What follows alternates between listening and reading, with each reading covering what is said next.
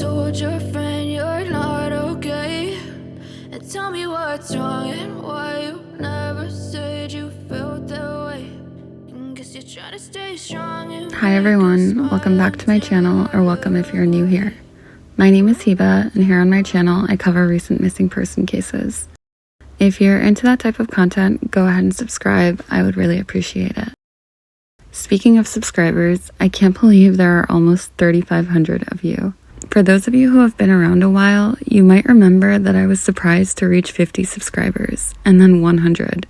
So it's really unbelievable that I'm only a few away from 3,500. Being able to put these videos out there to help families wouldn't be possible without your support, so thank you guys so much. Today I'd like to talk about 40-year-old Ana Knezevich. There isn't much information in this case, but I know Anna's family is desperate for any help and media attention, so let's just get into what we do know. I'm going to explain the events in chronological order, not necessarily in the order that they were discovered. Ana went missing while in Spain on February 5th, 2024. However, Ana does not live there and is actually from Fort Lauderdale, Florida. She arrived in Spain on December 27th and had been staying in an apartment in Madrid. She left Florida to clear her mind and kind of get away for a bit, as she and her husband, David, are going through a tough divorce. I believe the couple run a business together, and Ana was able to work remotely while she was in Spain.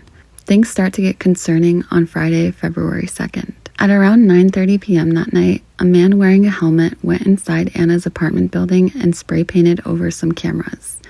I believe he also spray painted over some outside. Honestly, this gives me goosebumps and is so creepy. I have pictures of some of the spray painted cameras and will include them here. This wasn't discovered the night it happened, but later when the front desk reviewed video footage after they started receiving calls from worried friends and loved ones. Ana was seen outside of her apartment building half an hour later at around 10 p.m. by neighbors.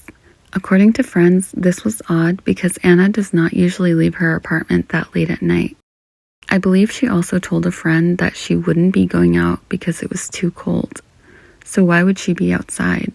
I wonder if she was lured or instructed to go outside. It hasn't been reported whether Ana was ever seen re-entering the apartment.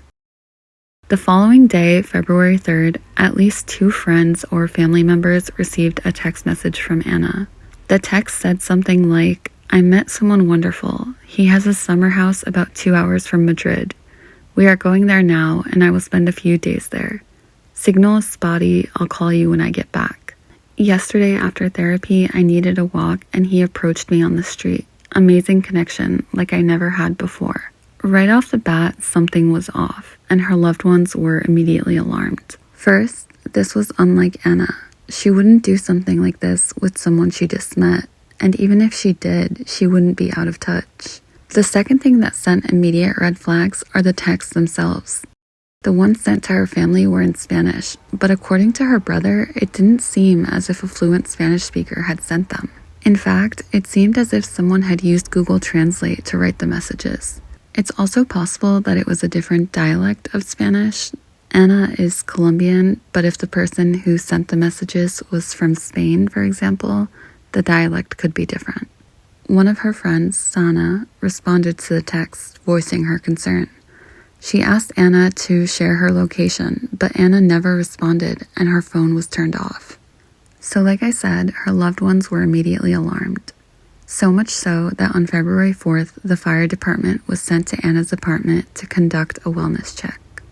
Unfortunately, there was no sign of Ana. I'm not sure to what extent they searched, but they ultimately left after not finding her. The next day, on February 5th, Ana had plans to go to Barcelona with a friend. Unfortunately, she never showed up at the bus station. According to her brother Felipe, Ana was very much looking forward to this trip. Her not showing up is what ultimately prompted the missing persons report being filed.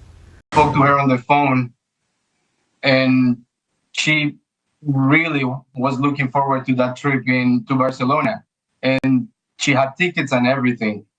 She was getting better. She was happy. She was reaching out to the family again. This is an American citizen that is missing abroad, and I just want my sister back. I keep mentioning Ana's friends and family, but what about her soon-to-be ex-husband, David? Where has he been during all this? Well, last reported, he was actually in Serbia.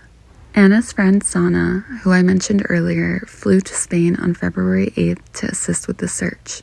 She urged David to meet her in Madrid so he could also assist, but he didn't go. When Sana reached out to him a few days later, he informed her that he had gone to Serbia instead. I believe David is Serbian himself. His LinkedIn has his education listed as FON, which stands for Faculty of Organizational Sciences, and it's a public school in Serbia. But why would he go when his wife is missing, instead of going to help search for her? Even if the two are getting divorced, surely he'd be concerned that she randomly disappeared, especially because we know someone spray painted the cameras near her apartment. I don't know if he's still there or if he's back in the States, but honestly, it doesn't look good. In terms of the investigation, Sana met with police upon her arrival in Spain.